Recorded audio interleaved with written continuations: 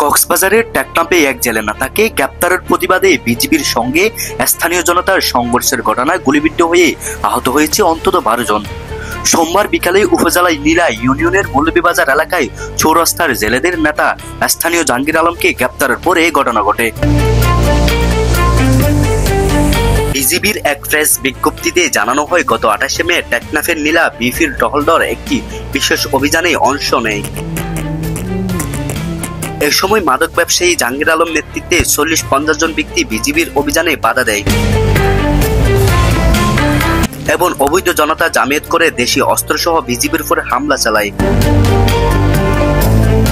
64 BGB থেকে মঙ্গলবার সকালে পাঠানো এই সংবাদ বিজ্ঞপ্তিতে বলা হয়, মামলার এজাহারভুক্ত আসামি ইয়াবা গডফাদারকে স্থানীয় জনগণ কর্তৃক ছিনিয়ে নেওয়ার চেষ্টা করায় পরবর্তীতে আত্মরক্ষার্থে বিজিবি ফাঁকা ফায়ার করে। তবে বিজিবি দাবি করেছে জাহাঙ্গীর আলম মানব পাচারকারী ও মাদক চোরাকারবারী। বিজিবির উপর হামলার ঘটনায় দায়ের করা মামলার আসামি। স্থানীয়দের দাবি, জাহাঙ্গীর আলম একজন সাধারণ জেলে এবং তাদের অধিকার আদায়ের আন্দোলনের নেতৃত্ব দানকারী একজন। তাকে আটক করে বিজিবির ফাঁড়িতে নিয়ে যাওয়ার প্রতিবাদে স্থানীয় জনতা সড়ক অবরোধ করলে বিজিবি সদস্যরা হঠাৎ এসে গুলি বর্ষণ করলে আহত হন অনেকেই।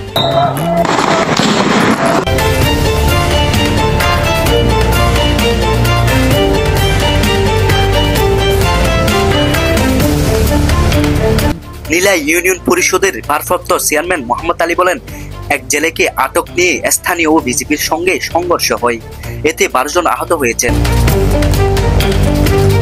বর্তমানে পরিস্থিতি স্বাভাবিক। আব্দুল জলিল, কক্সবাজার বুলেটিন।